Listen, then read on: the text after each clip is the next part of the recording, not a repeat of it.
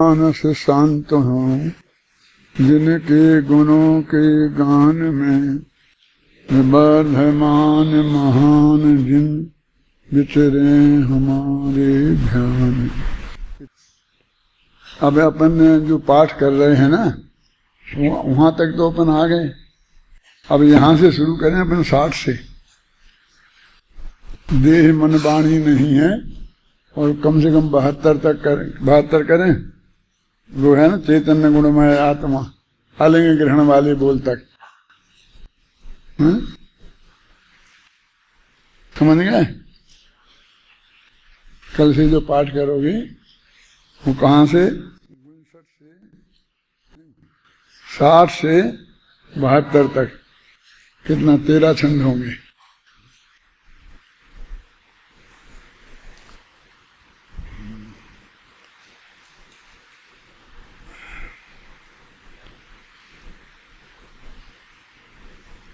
कल अपन ने ये पढ़ लिए थे गाथाएं 157 और 58 और इसके बारे में बहुत विस्तार से चर्चा भी कर ली थी। टीका नहीं पड़ी थी तो कहा था तुम लोग पढ़ के जाना। ईमानदारी से बताओ हाथ उठा के किन ने पढ़ी है? एक भी हाथ नहीं। इतना निरर्थक है ये कहना। हमारा इसमें कुछ कहना का कोई मतलब नहीं है।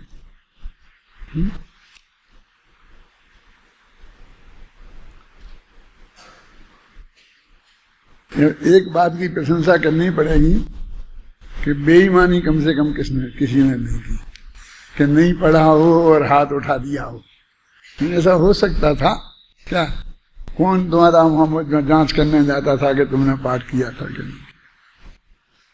पढ़ना चाहिए। अभी अपन टीका पढ़ते हैं। अर्थ करेंगे कि नहीं करेंगे वो पढ़ने के बाद ही नक्की करेंगे।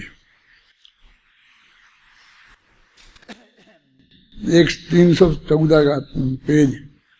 वस्तुतः परद्रव्य के संयोग का कारण उपयोग विशेष है। यही है ना?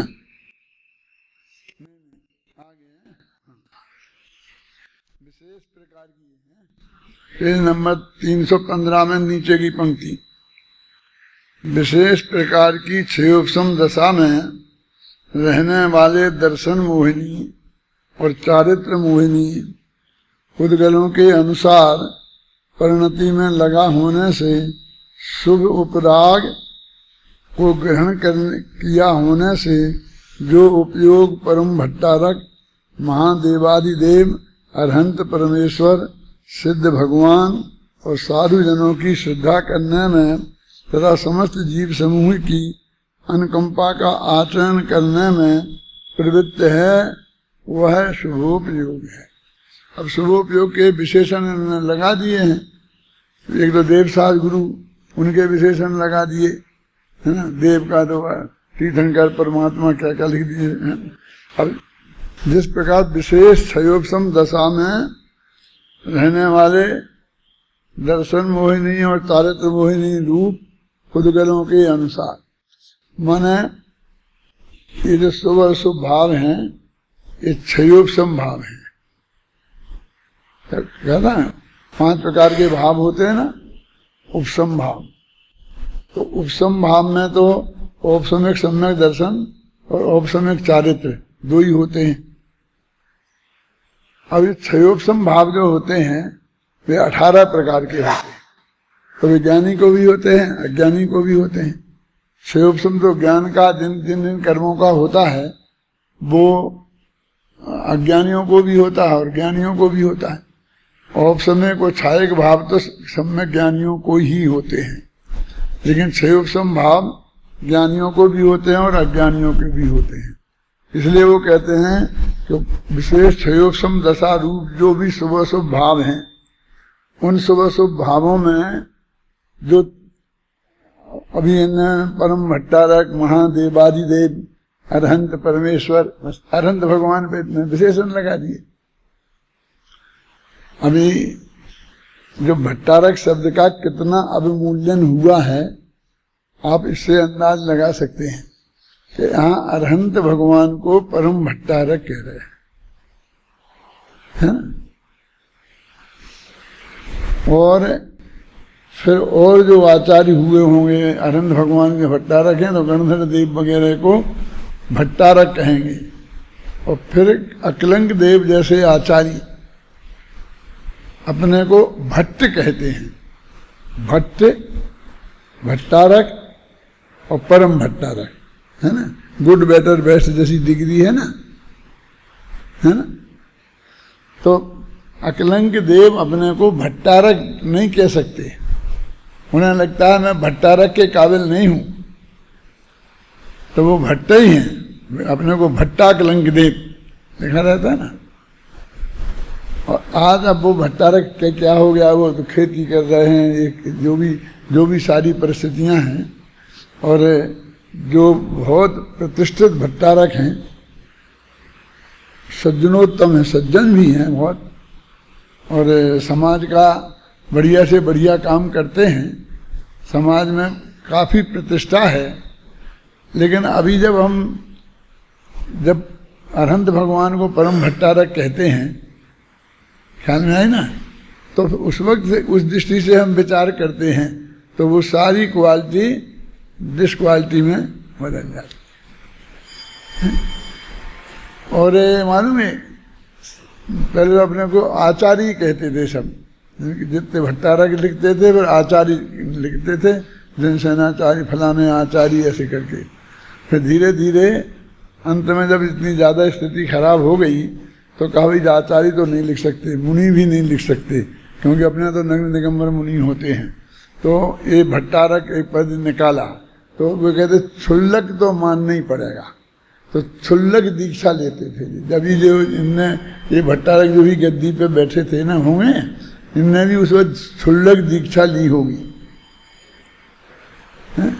क्षुल्लक तो समझते हो ना, 11वीं प्रतिमा के 2 भेद हैं, ऐलक और क्षुल्लक। तो क्षुल्लक माने छोटे से, छोटे, क्षुल्लक शब्द जो है वो छोटे के अर्थ में है, माने उसमें बहुत छोटा, छोटे से छोटा पद साधु के, जैसे हम कहते हैं ना, साधु इस अर्थ में कि वो उद्दिष्ट आहार के त्यागी होते हैं, और वो जैसे आहार लेने मुनिराज निकलते हैं ऐसे आहार लेने निकल सकते हैं। उस 11वीं प्रतिमा का नाम क्या है? नाम ही उद्दिष्ट त्याग है। उसके पहले जो 10वीं प्रतिमा तक हैं उनको मतलब बिना निमंत्रण के नहीं जा सकते वे। कोई जैसे अपन को निमंत्रण देता है कोई, जैसा कोई उन्हें निमंत्रित करे तो उसके यहाँ में भोजन करने जाते हैं। मैंने कई दफे संकेत किया है कि अपने शास्त्रों में जब तक आरंभ त्याग और परिग्रह त्याग प्रतिमा नहीं हुई, तो आरंभ त्याग है 8वीं और परिग्रह त्याग है 9वीं, अनुमति त्याग है 10वीं और जो उद्दिष्ट त्याग है 11वीं। तो इसका मतलब 7वीं प्रतिमा तक अधिकांश लोग 7वीं प्रतिमा लेते हैं। पहले तो मान लो लेंगे तो सीधी दूसरी लेंगे और दूसरे से फिर सीधी 7वीं, जैसे स्टॉप बने हों, जबकि उनने तो 11 ही प्रतिमाओं को एक एक करके धीरे धीरे बढ़ाते जाना चाहिए, लेकिन उनमें उन्हें कुछ करने को दिखता नहीं है। क्या अभी हमने दूसरी प्रतिमा है तो उसमें सामायिक नाम का व्रत तो है ही, 2-2 घड़ी 3 टाइम करना पड़ता है, नियम है जो मर्यादा में। अब सामायिक प्रतिमा आएगी तो उसमें ही थोड़ा बढ़ जाएगा, तो उसे कुछ बड़ा दिखता नहीं उन्हें। तो हम अभी तीन प्रतिमा लें, 3 प्रतिमा अभी जाके सर्वेक्षण करना तो 2 प्रतिमाधारी मिलेंगे, फिर 7 प्रतिमाधारी मिलेंगे, फिर 16 कई लग मिलेंगे। बीच के कोई स्टेप वाले देखने में नहीं आएंगे, शास्त्र में तो मिलेंगे, लिखे हैं सब हैं। और फिर मुनि होते हैं तो सीधे आचार्य बनना है, जो भी आचार्य उपाध्याय जो बन जाते हैं वो होते हैं। अपन तो अभी इन सावकों की बात थोड़ी सी कर रहे हैं कि उनको ना तो 3री प्रतिमा में कुछ दिखता है ना 4थी प्रतिमा में कुछ दिखता है। वो उपवास का है, हम तो उपवास तो करते ही हैं, उसमें वो 24 घंटे का होता है, 36 का हो जाता है, 48 का हो जाता है, पुरुष दो बास जिसे अपन कहते हैं ना, कि सप्तमी का एकासन, अष्टमी का उपवास और नवमी का फिर एकासन। फिर सचित त्याग प्रतिमा में कुछ नहीं लगता है। रात्रि त्याग मतलब सीधी 7 में ले लेते हैं। और फिर आरंभ त्याग, परिग्रह त्याग की कोई बात ही नहीं करता है कि मैंने आरंभ त्याग किया है और आरंभ त्याग में क्या करना पड़ता है, उन्हें कुछ स्पष्ट ही नहीं है। मैं छोटी बात ये कहना चाहता हूँ कि जो 7वीं प्रतिमा ले ली वे अपने को ब्रह्मचारी कहलाने लगते हैं। माने उससे एक पद हो जाता है। दूसरी प्रतिमा धारे वो वृत्ति कहते हैं और फिर 7वीं प्रतिमा वाले ब्रह्मचारी कहलाने लगते हैं। तो उनकी एक साधुओं की श्रेणी में वो आ जाते हैं, अपने को मान लेते हैं कि हम ब्रह्मचारी। लेकिन अभी आरंभ त्याग नहीं है। आरंभ क्या है? आरंभ किसे कहते हैं? एक घर में जो हम रोटी दाल बनाते हैं ना, चक्की चूना, पंच सूना जानते हैं ना? चक्की चलाना, चूल्हा जलाना और ये सब क्रियाएं घर में खाना बना कर खाने के लिए होती हैं ना, ये पंचसूना क्रियाएं कहलाती हैं। तो ये क्रियाएं वो जो करने में होता है वो आरंभ है। तो वे आरंभ के त्यागी नहीं हैं। तो उनके घर में खाना बनाने की पूरी व्यवस्था होनी चाहिए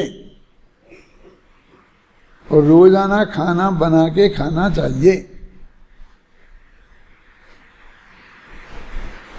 हैं? जैसा खाना तो पत्नी बनाएगी, पत्नी है कहाँ? वो तो त्याग ब्रह्मचर्य व्रत ले लिया ना, तो वो नहीं भी रहेगी, वो भी व्रत लेके चली जाएगी।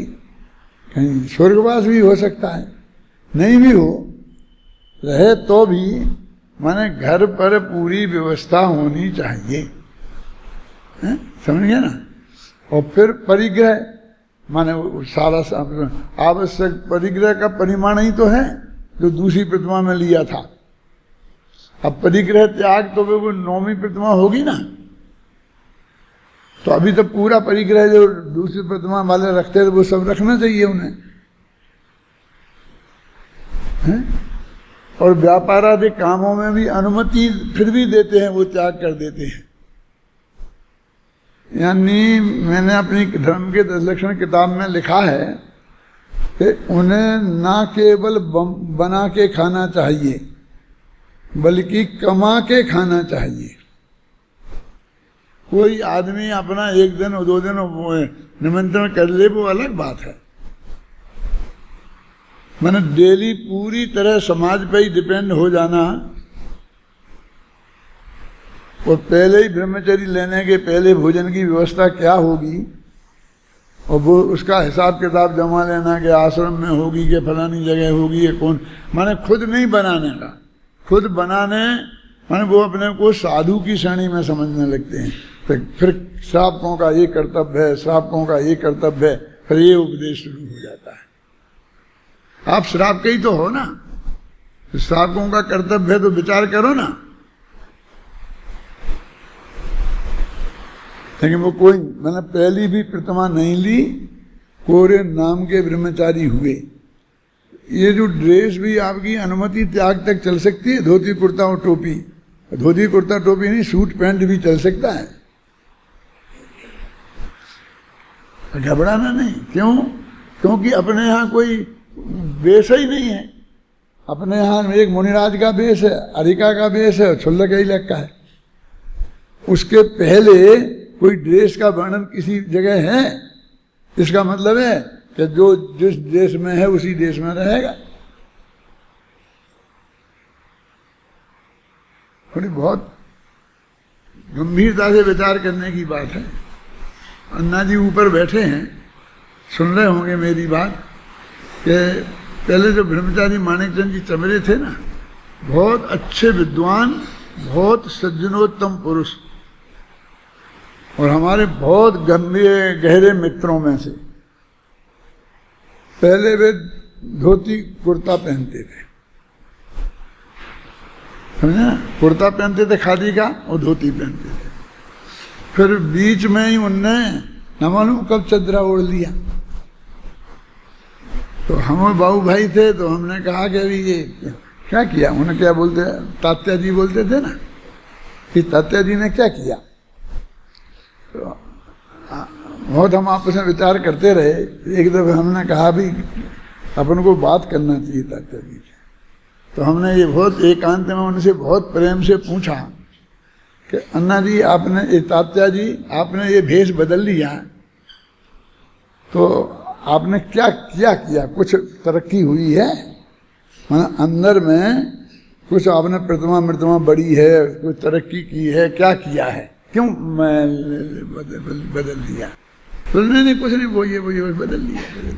जब कुछ भी नहीं हुआ तो उन्हीं कपड़ों में चल सकता था ना, तो फिर बदलने का मतलब क्या। मतलब आप मान लो कि ऐसा भेष है, ये भी जैन धर्म में भेष है, ये सीधा अष्टपहाड़ का उल्लंघन नहीं है। जब लिंग पहाड़ बताया है और 3 ही भेद बताए हैं, तो ये ऐसा क्यों बदल दिया। सूट पैंट से धोती कुर्ता तो समझ में आता है भाई, थोड़ा सभ्य सात्विक माना जाता है, और ये जरा अपेक्षाकृत वैसा माना जाता है। तो वो कोई अपन इसलिए नहीं बदलते हैं कि हमें कोई धर्मात्मा समझेगा, मतलब इस बात का प्रतीक नहीं है वो। ये तो लौकिकता में ही है, बुजुर्गों की देश जैसी, लेकिन चदरा ओढ़ना ये तो नहीं है अपने यहाँ बुजुर्गों में। तो वो उसके पीछे जिस बात की वजह से निषेध है, बिल्कुल वो ही कारण होता है। क्या है निषेध?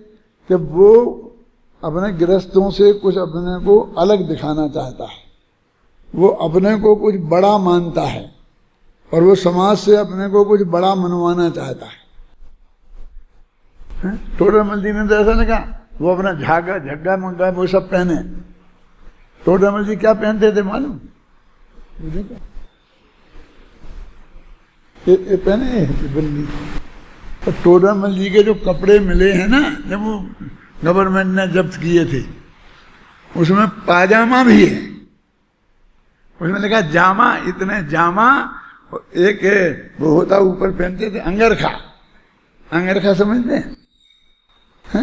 ये जो जाना तुम राजा के महल में, तो वहाँ भी राजा लोगों की जो ड्रेसें लगी हैं ना, तो पूरा जो लंबा लंबा होता है ना झंबा, उसे अंगरखा बोलते हैं। जैसे अपना पहले कोट पहनते थे ना, लंबा कोट नीचे तक का, उस टाइप का अंगरखा होता था, और उसमें बहुत कढ़ाई मढ़ाई का भी काम होता था, बढ़िया बनते थे। तो वो अंगरखा पहनते थे सर्दियों के दिनों में। हमारे पिताजी और हमारे ताऊ जी के पास भी था वो अंगरखा, वे भी पहनते थे, वहां तक आया है वो। अभी तो जमाना बहुत तेजी से बदला है, लेकिन हमने पिताजी का अंगरखा देखा है। क्या कि वो जो पहनते थे उसको यहाँ से यहाँ बांध के, जैसा बांध करके ऐसा करके। मैंने उन्होंने कहा कोई ड्रेस आपने बदलने की जरूरत नहीं है, और अपनी व्यवस्था खुद बनाए रखने की जरूरत है। और वो तो कहते हैं उचित कमाने की व्यवस्था होना चाहिए। हमने तो अकेला ब्याज को कमाना मान लिया। मुसलमान हो गए तो ब्याज को महापाप समझते हैं। फिर जो भी पैसा हमारे पास आया, जमीन वमीन हुई हमारे हिस्से में आई, बेच बाँच के, और पहले तो सेठियों में जमा करा देते थे, फिर सेठिया लोग हड़प जाते थे, तो अंत में बहुत संकलेश परिणाम करते थे। मैंने कई ब्रह्मचारियों को देखा है, इसलिए कह रहा हूँ। कालेलाल जी भगत बहुत बड़े ब्रह्मचारी कहलाते थे, अधिष्ठाता थे इंदौर आश्रम के। उनने भी अपना पैसा किसी सेठ के यहाँ कलकत्ता में जमा करा रखा था, तो अंत में वो सेठ ने जवाब दे दिया कि भाई मैं तो खत्म, मेरे पास कुछ नहीं है।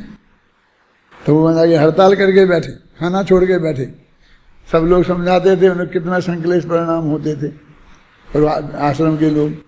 अब बुद्धि धीरे बैंक में हो गया, तो बैंक में जमा कराने लग गए। अब उसका जो आता वो उनका खर्चा चलता है। माने मेरे कहने का मतलब ऐसी कोई व्यवस्था आगम में नहीं है। आगम तो कहते हैं कि जैसे आपकी यदि दुकान थी छोटी सी, तो दुकान करो। क्या कह रहे? हाँ, दुकान पे 8 घंटा बैठते थे, 6 घंटा बैठो, 4 घंटा बैठो, 2 घंटा बैठो। अब तुमको कम चाहिए ना कमाई, तो जितने में वो कमाई हो जाए उतने घंटे में काम करो। क्यों?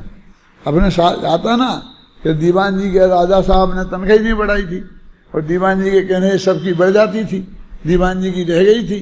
जब उन्हें याद आया 10 साल बाद कि इनकी तो 10 साल से तनख्वाह ही नहीं बढ़ी, तो उनने कहा कि अरे भाई दीवान जी, आपने अपनी बात करी ही नहीं, आपकी तनख्वाह उतनी है। कैसा मुझे कोई खर्चा चल जाता था, इसलिए मैंने कुछ नहीं कहा। तो उन्होंने कहा अब बोलो कितनी, तुमको उतनी बढ़ा देते हैं। ये सब कहना होता तो वही कह देते हैं, मुझे कुछ नहीं कहना है, जो आपको समझ में आए तो करो। तो उन्होंने कहा आपकी हम दूनी तनख्वाह कर देते हैं। तो उन्होंने कहा ठीक है, दूनी कर देते हैं तो मेरे को पैसे में तो कोई कमी नहीं पड़ती है, लेकिन समय की मुझे बहुत कमी पड़ती है अपने स्वाध्याय वगैरह के लिए, इसलिए आधा समय कर दो मेरा। 8 घंटे की ड्यूटी की जगह 4 घंटे की ड्यूटी कर दो तो मेरी होगी तनख्वाह दूनी। माने वो इतने त्यागी वृत्ति लोग थे, वो भी कोई प्रतिमाधारी से कम नहीं थे। अब मुझे मालूम नहीं उनकी कितनी प्रतिमा थी कि नहीं थी, होगी, मेरा मतलब समझे ना। लेकिन अभी ऐसी वृत्ति कहाँ रही।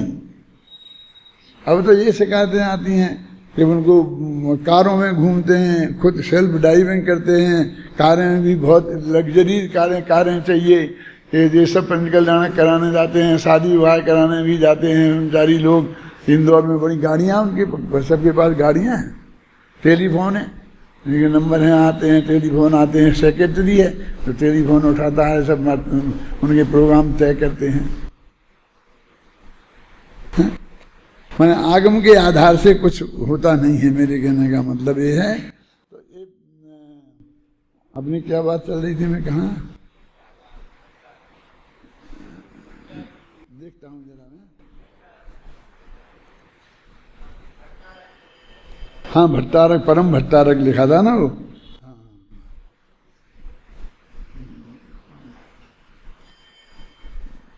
कौन सा पेज है भैया?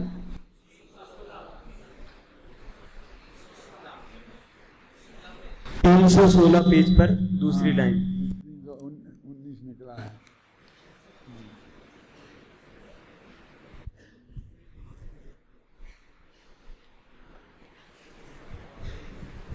विशेष प्रकार की क्षेषम दशा में रहने वाले दर्शन मोहिनियों और चारित्र मोहिनी पुद्गलों के अनुसार परिणति में लगा होने से, शुभ उपराग को ग्रहण किया होने से उपयोग को ये परम भट्टारक, ये अरहंत भगवान के लिए, मेरे समझ में कितना महान शब्द है। पंडित शब्द भी कम महान नहीं है। पंडित शब्द जो है, जो अपना था पंडित मरण, पंडित मरण, बाल मरण, तो 6 प्रकार के मरण आते हैं ना। तो अरहंत भगवान जब मोक्ष जाते हैं, सिद्ध बनते हैं ना, तो उनको पंडित मरण कहा है। यानी वे भी पंडित थे, महापंडित थे। ये पंडित शब्द, भट्टारक शब्द, ये बहुत महान शब्द हैं, और जिनको हमने बहुत तनु का भट्टारकों ने की जो परिणति हो गई आजकल, उनने उस शब्द की का अवमूल्यन किया, और पंडितों ने इस शब्द का अवमूल्यन किया। अभी बीच में तो ऐसा था, मैं 2 आदमी का नाम बताऊंगा, घबराना नहीं, कि जवाहरलाल नेहरू अपने को पंडित लिखते थे। उनके बाप दादे पंडित थे, काश्मीरी पंडित थे, माने ब्राह्मण थे ना, उस टाइप को उन्हें पंडित ही कहते हैं वो। तो काश्मीरी पंडित थे। तो जब उन्होंने देखा पंडित ज़्यादा बदनाम हो रहे, तो उन्होंने कहा मेरे नाम के साथ पंडित बद लगाओ। हालांकि फिर जिंदगी भर छोड़ा नहीं, लेकिन उन्होंने अरुचि व्यक्त की थी क्या।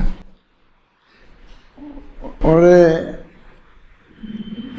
दूसरे अपने युगल जी, अरे युगल जी से तुमको पंडित जी कह दो, उनसे देखो, तुम उन्होंने पंडित जी नहीं कह सकते थे, तुमको भी कम से कम आधा घंटा डांटे।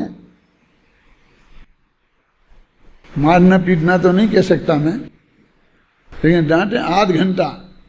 उनसे पंडित जी नहीं कह सकते, और बाबूजी को दो, ठीक।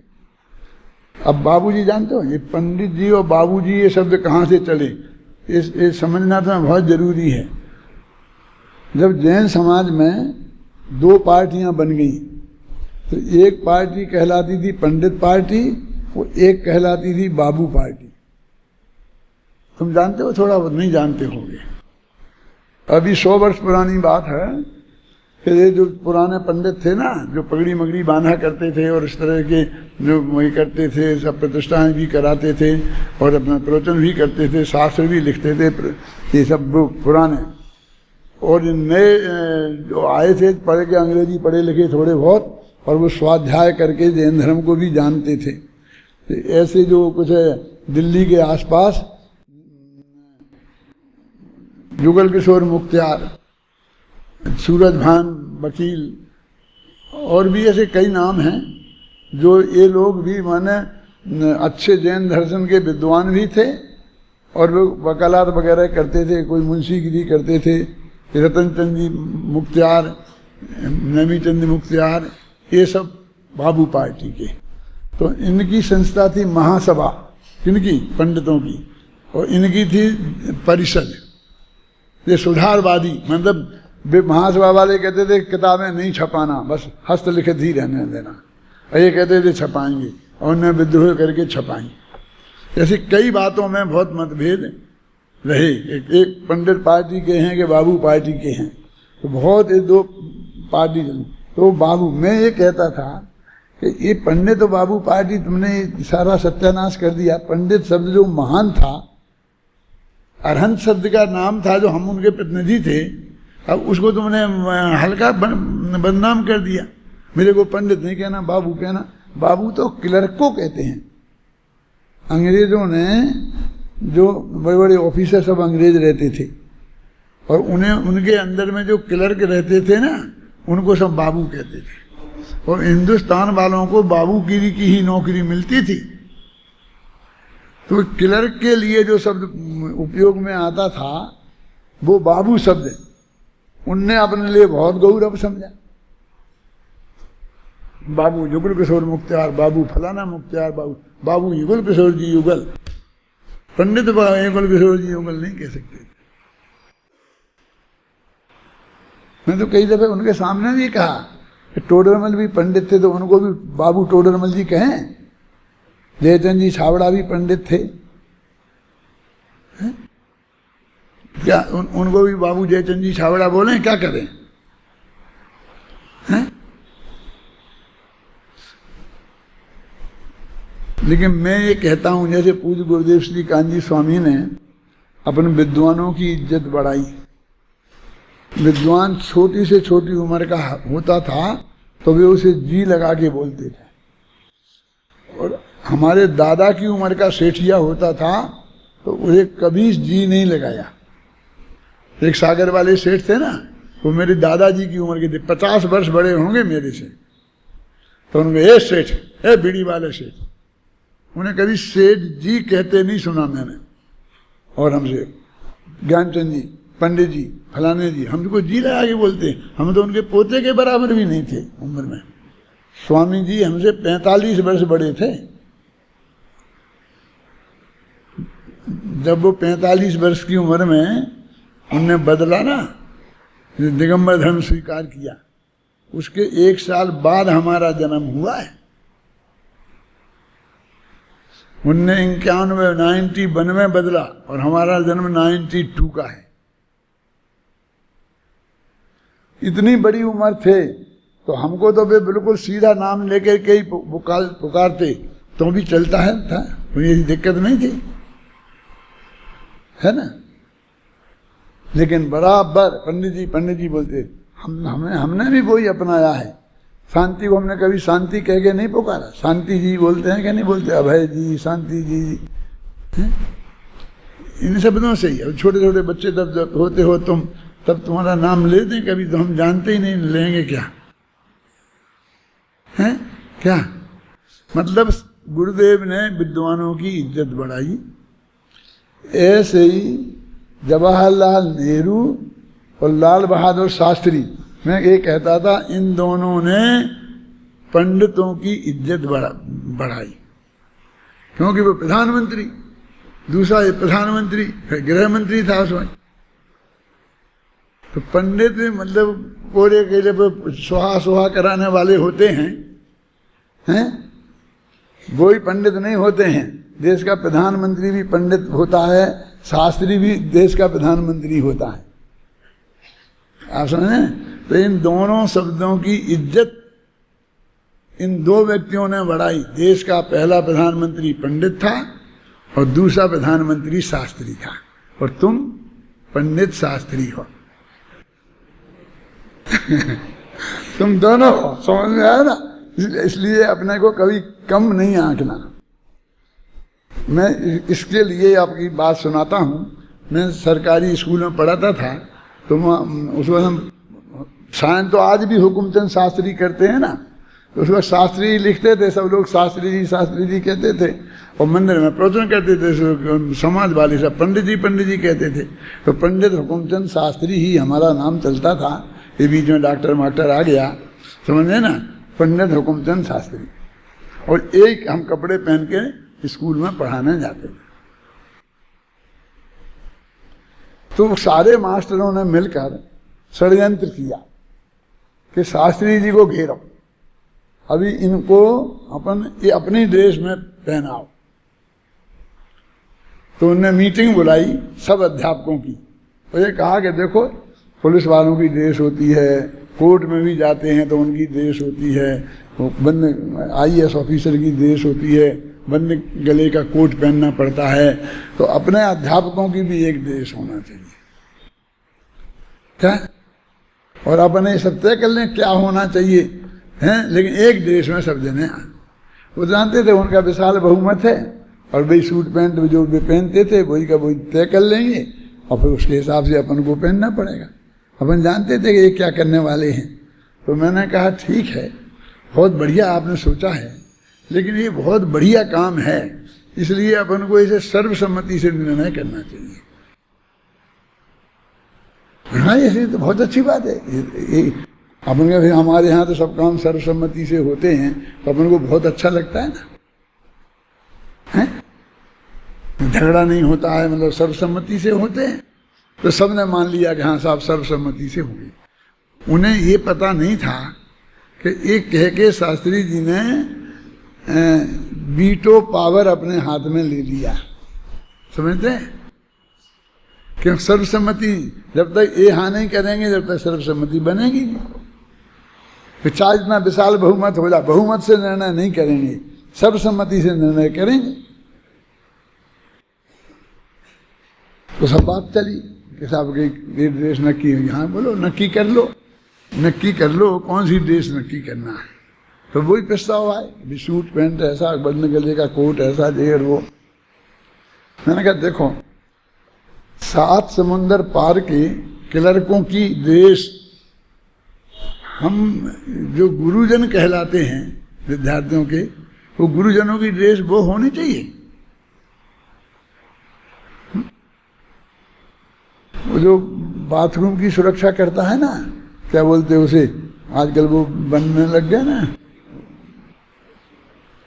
उनको देखता है, वो भी वही ड्रेस पहनता है। बड़े बड़े शहरों में बने होते हैं पेशाब घर, उनका क्या नाम रखा है आजकल, अच्छा है? तो वो नाम रख दिए, और वहाँ जो नौकरी करते खड़ा रहता है वो भी उसी ड्रेस में खड़ा रहता है जिससे ड्रेस में कलेक्टर खड़ा रहता है। वो ड्रेस में की करोगे तुम? मैं कह देखो, देश में 3 महापुरुष अभी हैं, उस वक्त प्रसिद्ध थे, एक गांधी, एक नेहरू, एक शास्त्री। नेहरू जी प्रधानमंत्री थे, शास्त्री जी गृह मंत्री थे, और गांधी जी तो गांधी जी थे ही। जिसकी कहो उसकी देश नक्की कर लो। अपन तो आदर्श देश नक्की करेंगे ना, क्यों?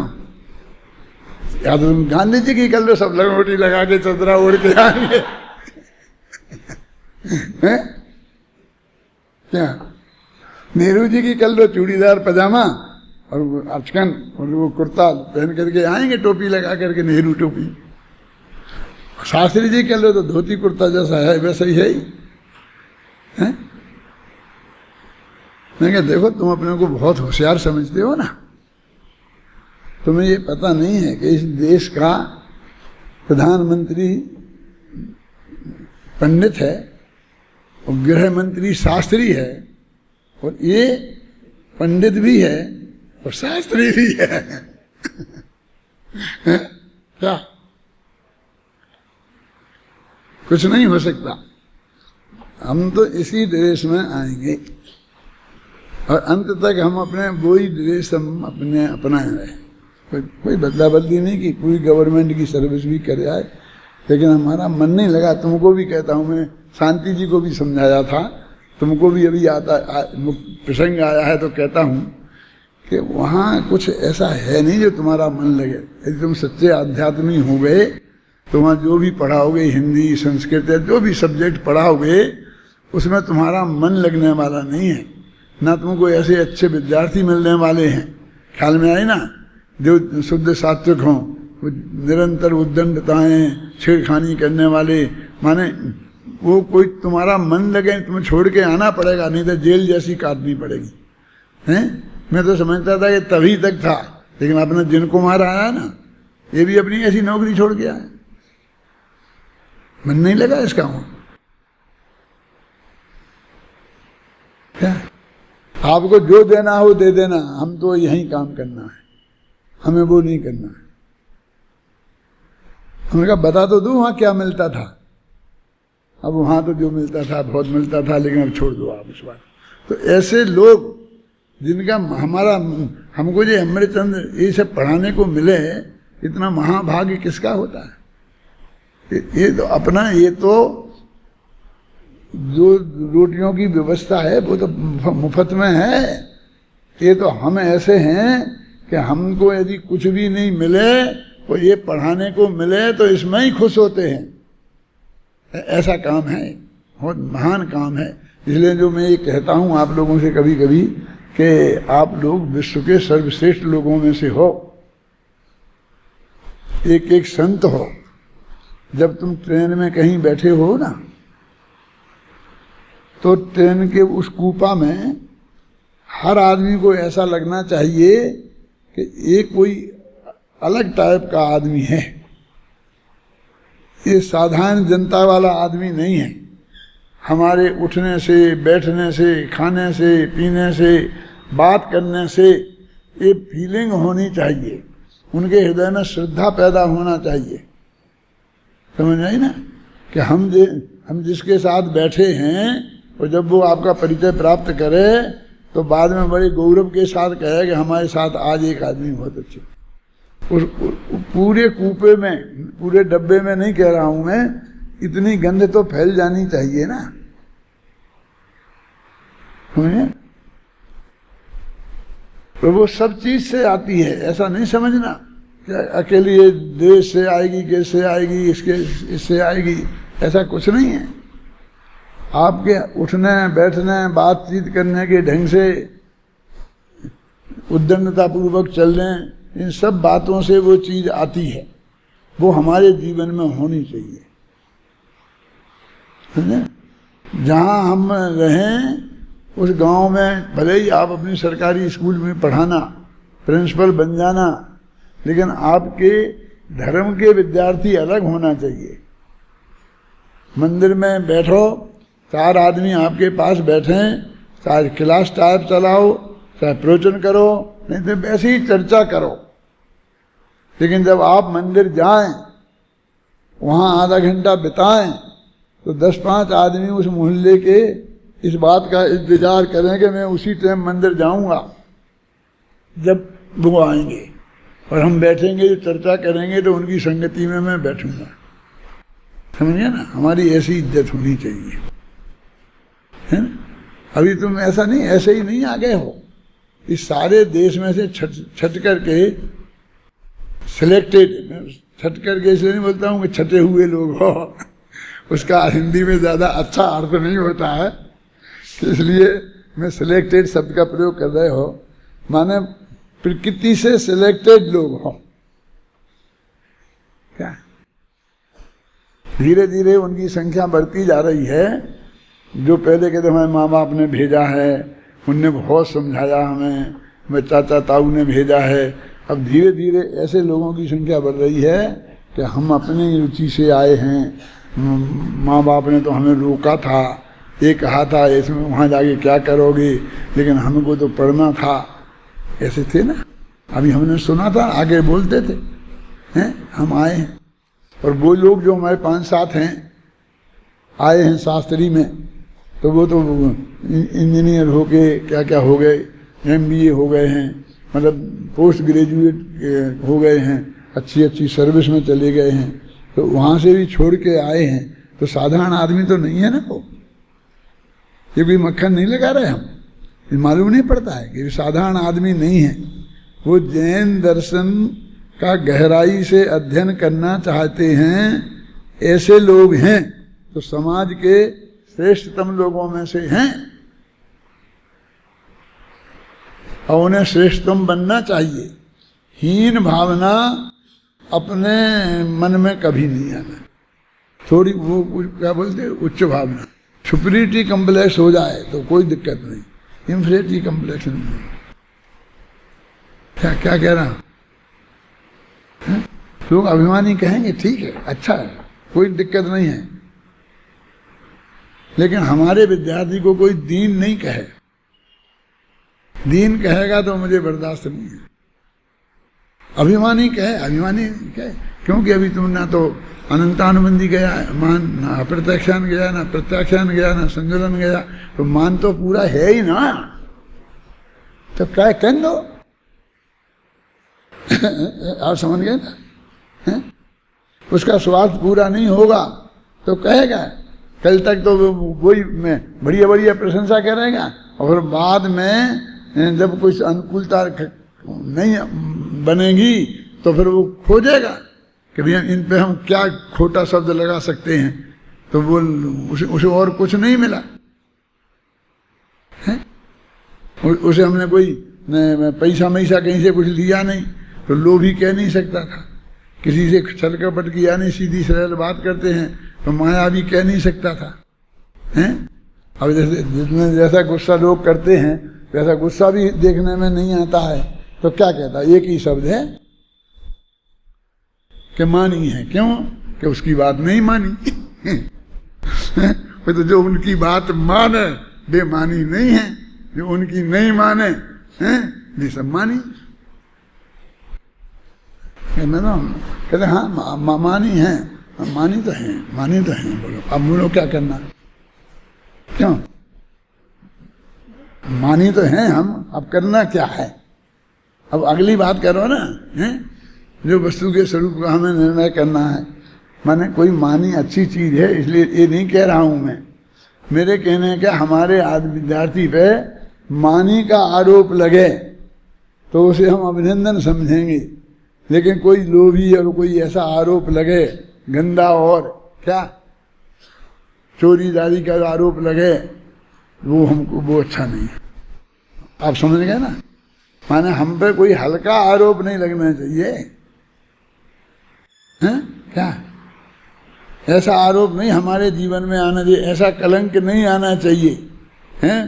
कि कोई सोच के भी कर सके। मैं अशोक नगर में पाठशाला में पढ़ाता था, शांति जी, बहुत मार्मिक बात है। तो नीचे था ऐसी दालान, उसमें मैं लड़कों को पढ़ाता था, और उसके ऊपर बड़ी मंजिल में लड़कियों को पढ़ती थी, और उनको एक बाई थी वो पढ़ाती थी पाठशाला में धर्म। तो नीचे लड़के और ऊपर लड़कियां, और सब 15, 16, 17 वर्ष तक की होती थी। तो बिल्कुल मतलब, तो वो कभी हम लेट हो जाएं 10-5 मिनट, तो लड़के इकट्ठे हो जाएं हैं ऊपर, और लड़कियां नीचे पढ़ती थी, तो वे लड़कियां इकट्ठी हो जाएं, उनकी बाई ना आ पाएँ, तो थोड़ी कुछ ना कुछ गड़बड़ शुरू हो जाती है। तो एक दिन मैं गया तो लड़कियों ने आरोप लगाया कि पंडित जी साहब, ये आपके लड़कों ने हमारे ऊपर कंकड़ फेंके। क्या? किसी ने हमारे ऊपर कंकड़ फेंका, सच्ची घटना है बिल्कुल। मैं गया अपने विद्यार्थियों के पास और मैंने पूछा भाई क्या है, क्या किसने क्या किया बोलो। तो सब कसम खाने लग गए कि हमने कुछ नहीं किया, हमने कोई कंकड़ मंकड़ नहीं फेंका, और ऐसा ऐसा उन्होंने बहुत।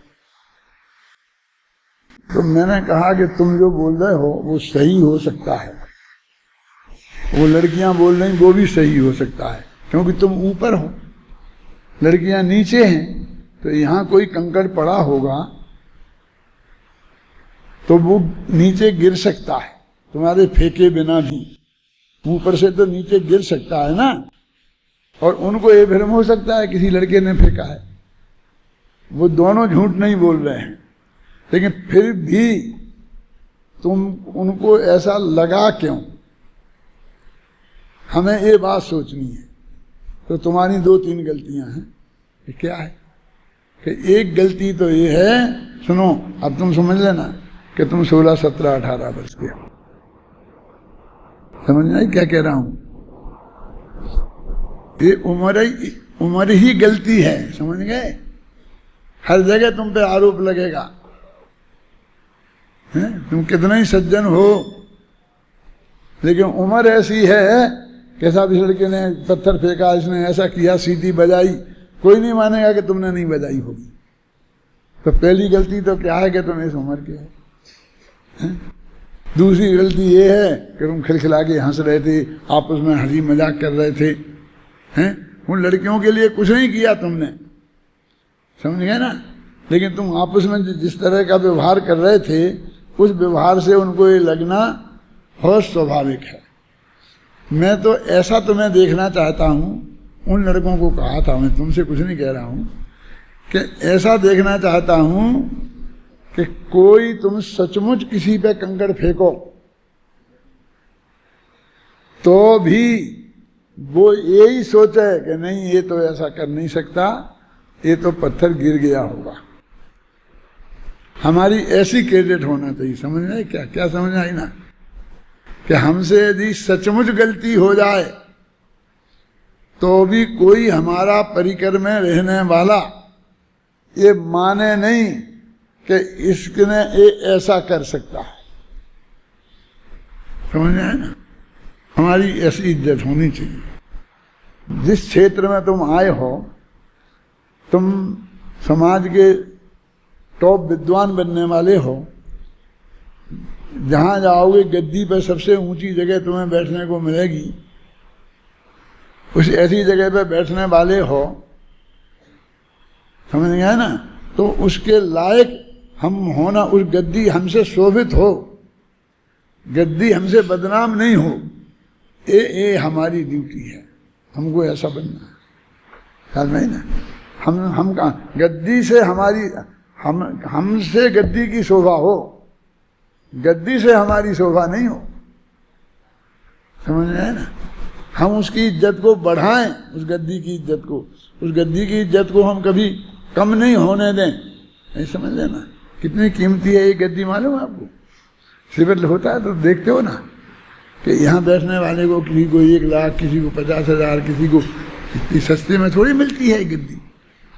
वो 5-5 मिनट को बैठते हैं तो लाख रुपया लगता है, और अपन को 1 पैसा नहीं लगता है, और सब लोग आगे सबसे पहले बैठाते हैं कि नहीं बैठाते हैं, तो आप समझ लो कि वो लाख की गद्दी पर रोजीना आप बैठते हो, तो उसके हिसाब से अपने क्रेडिट तो आपको बना के रखनी पड़ेगी ना। माना हमारा जिसे हम चरित्र कहते हैं, वो ऐसा चरित्र नहीं कि अणुवृत्त लिए कि महावृत्त लिए, वो वाले चरित्र की बात मैं नहीं कह रहा हूं। मैं कैरेक्टर जिसे बोलते हैं ना, हमारी क्या इमेज होना चाहिए, समझ आए ना। कि कोई आदमी हम पर कोई आरोप लगाए तो वो माने ही नहीं, ये बहुत मार्मिक बिंदु है। इधर किसी व्यक्ति कोई अपने यहाँ रहता था और उसने अपने पे केस मेश कर दिए, केस किए, और अदालत में हम दोनों भाइयों पर आरोप लगाया, बहुत ही अननेचुरल आरोप लगाया, जैसे हमने कोई छेड़खानी की हो, ऐसा आरोप लगाया। भाग्य की बात कि वो जो जज थी वो ये महिला थी, और वो सामने ही रहती थी और रोजाना मंदिर के दर्शन करने आती थी। उज्जैन थी भाग्य से, तो हम लोगों को जानती थी। तो जो आरोप अदालत में लगा तो उसने उस आरोपी को बुला के इतना डांटा कि तुम्हें पता है तुम किसके विरुद्ध क्या क्या बोल रहे हो। हमें तो बुलाया ही नहीं, हम तो अदालत गए ही नहीं, हमें तो बहुत बात तक पता ही नहीं चला। लेकिन उसने डांटा कि मैं तुम्हें अभी हाल जेल में बंद करा दूंगी। तुम किसके विरुद्ध क्या बात कह रहे हो? मैं तो रोजीना उनके दर्शन करती हूं, मैं उन्हें देखती हूं, मैं जानती हूं, मैं उन्हें सुनती हूं।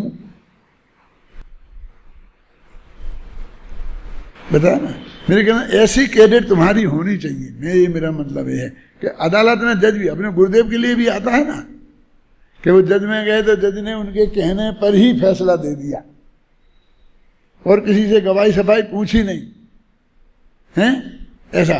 तो हमारी बात में ऐसी कैडेट हमारे, जहाँ हम रहते हैं उस एरिए में, जहाँ हम बैठते हैं उस जगह पर, जिस मोहल्ले में हम रहते हैं उस मोहल्ले में, जिस गांव में हम रहते हैं उस गांव में हमारी ऐसी इज्जत होनी चाहिए, ऐसा हमारा जीवन होना चाहिए।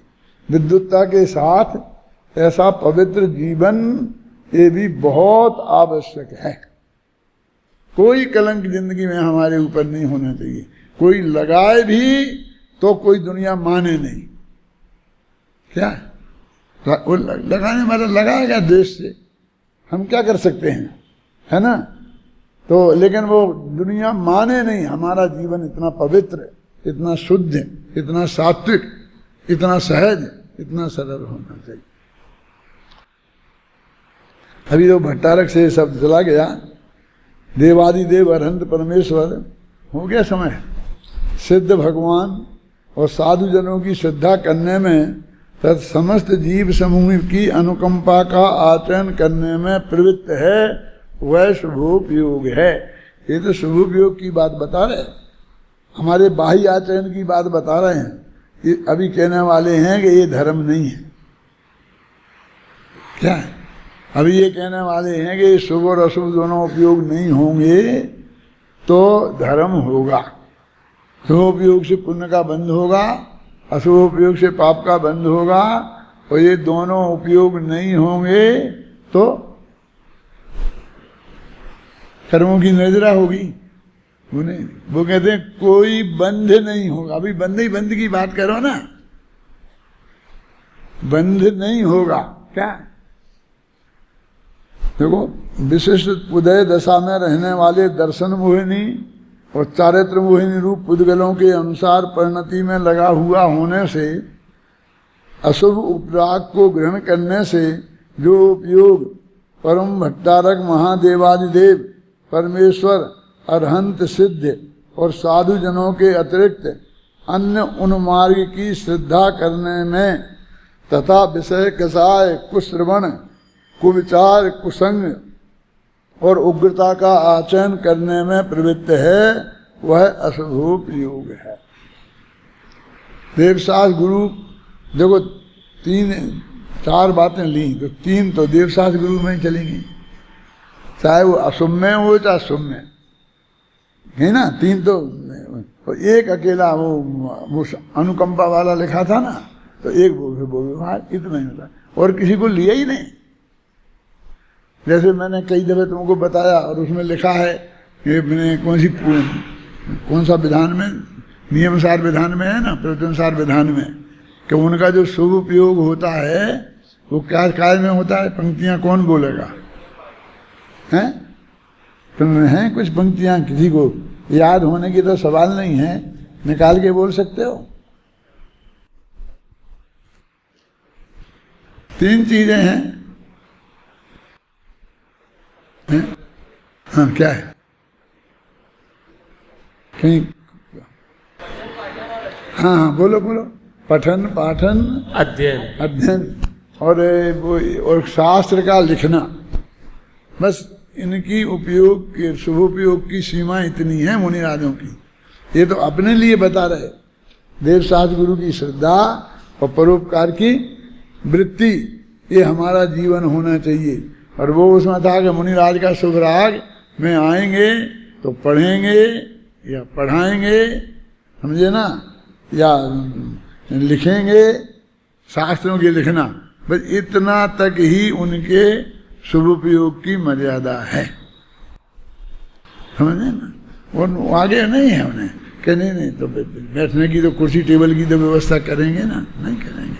फिर तो कहेंगे पत्थर पे बैठ जाओ, हैं, और अपने पीछे कमंडल से अपनी जगह झाड़ लेंगे, तुमसे नहीं कहेंगे जहाँ झाड़ू लगा दो, क्योंकि तुम लोग कैसे लगाओगे देखोगे थोड़ी ढंग से, और तुम्हारी झाड़ू भी कठोर होगी, अपनी सफाई कर लेंगे और तुमसे कहें तुम अपना अपना सफाई कर लो और बैठ जाओ यहीं, हैं, कोई बिछात नहीं, पत्थर पे जमीन पे बैठ जाओ, बस खत्म।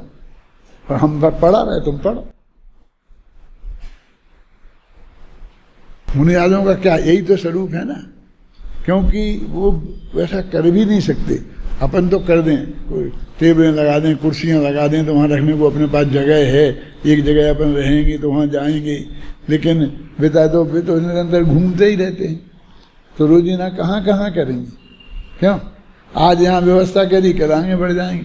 फिर वो होता क्या है कि वे पाटिए आगे आगे दौड़ते हैं, आगे आगे गाड़ियाँ दौड़ती हैं, उनमें पाटियाँ रख करके पूरा ट्रक जाता है, उसमें सारा फर्नीचर रखा रहता है। फिर ऐसी हालत होगी तो वो ईरिया समिति तो कहाँ गई? ट्रक थोड़ी ईरिया समिति पूर्वक चलेगा, हैं? बोलो, सहज बात से जहाँ जो वो अपेक्षा नहीं कर सकते, नहीं करनी चाहिए, क्योंकि तुमने यहाँ मंदिर में बैठा दिया, बढ़िया तखत लगा दिया, अब हम तो यहाँ बाहर ही बैठे हैं, वहीं बैठ गए, जंगल में बैठे हैं तो वहीं एक शिला पे बैठ गए, क्या करूं? तो जगह जगह तुम कहाँ लिए फिरोगे, हैं? श्वेतांबरों में एक ऐसा लिए रहते हैं आसन, और उसे फटाफट उस पे बैठ जाते हैं, अपना आसन बिछाया और बैठ जाते हैं। लेकिन अपने दिगंबर साधु तो नहीं रखते कोई आसन फासन, हैं? ना वो नेमिनाथ भगवान की स्तुति में लिखा है मैंने, क्या? बोलो, पढ़ो। आसन बिना आसन लगा गिरनार पर घनसा, आसन बिना आसन गिरनार बोध आपने जग को बताया, नेमि जिन दीन प्रत्येक जन स्वाधीन है, प्रत्येक कण पर द्रव्य से है पृथक, पर हर द्रव्य अपने में मगन। मुनिराजों के लिए अपनी ये सब व्यवस्था है, और अपने सामान्य ग्रस्त हैं, अपन तो सामान्य ग्रस्त हैं, लेकिन जैसे मैंने कहा ना, देश तो हम बदल लेते हैं अलग दिखने के लिए, लेकिन हमारे देश से नहीं, हमें अपने जीवन से, हमें खान पान से, रहन सहन से, बैठने से, बातचीत से, शांति जी, इनसे हम अलग दिखने चाहिए, क्योंकि हम अलग हैं, हम समाज से सामान्य नागरिक नहीं हैं। ये उच्च भावना अपने जीवन में आनी चाहिए, ख्याल में है ना? नहीं आएगी तो आप महान काम नहीं कर सकेंगे। यदि महान काम करना है तो हमारा जीवन महान होना चाहिए, आदर्श होना चाहिए, लोग हमारे जीवन को आदर्श मानकर कुछ सीखें, ऐसा हमारा जीवन हो।